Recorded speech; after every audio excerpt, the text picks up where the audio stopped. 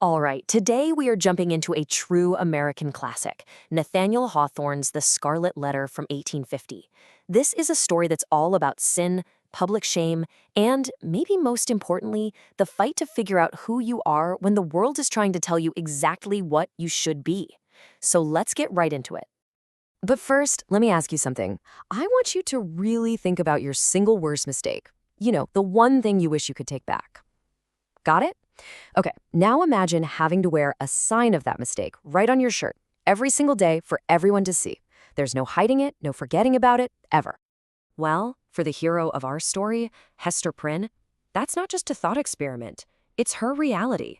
Her punishment, her constant public reminder, was just one letter, beautifully embroidered in scarlet thread, the letter A.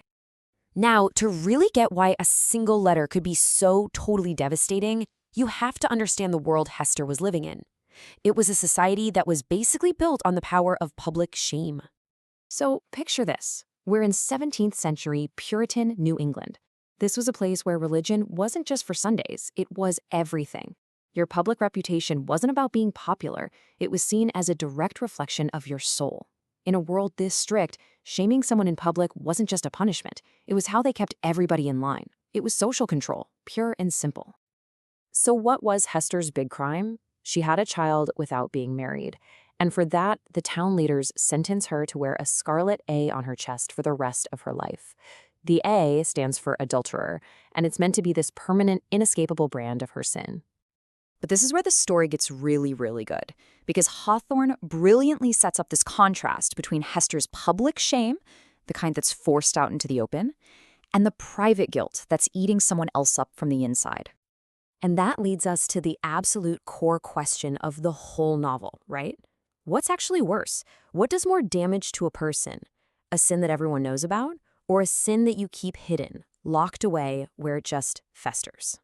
And you see this play out perfectly through two characters. You have Hester, right? Her sin is out there for everyone to see, so she has to face it head on every single day. Yeah, she's an outcast, but it forces her to build this incredible inner strength. But then you have Reverend Dimsdale. He's the town's beloved minister, and he's also the secret father of Hester's child. He hides his sin, and that secret, that guilt, it absolutely eats him alive. It physically and spiritually destroys him from the inside out. So what's Hawthorne getting at? Well, the message seems pretty clear. That secret internal torture of guilt can be way more corrosive than any punishment society throws at you. Public shame hurts, for sure, but hidden guilt is a poison to the soul. But the story doesn't just stop there. And this, to me, is the most fascinating part. The very symbol of Hester's shame, that scarlet A, it actually starts to change. Its meaning begins to transform. So at the beginning, the A has one single, brutal meaning that the town forced on her: adulterer. It's a label, right? Designed to shrink her entire identity down to this one single act. But Hester, she doesn't crumble, not at all. She raises her daughter on her own, she becomes this incredibly talented seamstress, and she spends her time helping the poor and nursing the sick. And as the years go by, the townspeople, well, they start to see her differently. They start to whisper that the A on her chest doesn't stand for adulterer anymore. It stands for able. She's capable, she's strong, she's a quiet pillar of the very community that shamed her. And for some, the transformation goes even further. Her resilience and her quiet compassion become so well known that the letter takes on an almost holy meaning: angel.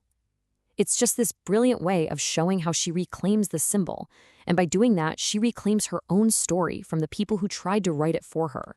This whole transformation of the letter is really part of a much bigger idea in the book: the massive difference between appearance and reality, and just how dangerous it is to judge people by the labels we put on them. I mean, the whole book is packed with these kinds of twists. The guy everyone thinks is a living saint, Reverend Dimsdale, is secretly falling apart from guilt. The woman everyone has branded a sinner, Hester, actually becomes one of the most morally strong people in the story. And then you have Hester's long-lost husband, who shows up pretending to be a doctor, but he's really this twisted, obsessive person completely consumed by revenge. So what Hawthorne is really trying to tell us is that a person's true character, their moral truth, you can't find it in their reputation or in the labels society sticks on them. It's something that lives and grows on the inside. Now, I know what you might be thinking. Okay, great story, but it's about Puritans from like 400 years ago. What does any of this have to do with me today? Well, as it turns out, pretty much everything. Just think about it for a second. We are living in an age of constant public judgment. We slap labels on people after seeing a single tweet or a 10-second video. Online shaming or cancel culture can absolutely destroy a person's reputation in minutes. And that pressure, especially on social media, to look perfect, to seem like you have it all together, it's overwhelming. The technology has changed, for sure, but that human impulse to judge and to shame, it's exactly the same. And that is exactly why the Scarlet Letter is still so incredibly powerful today. It's this timeless, essential reminder that people are complicated.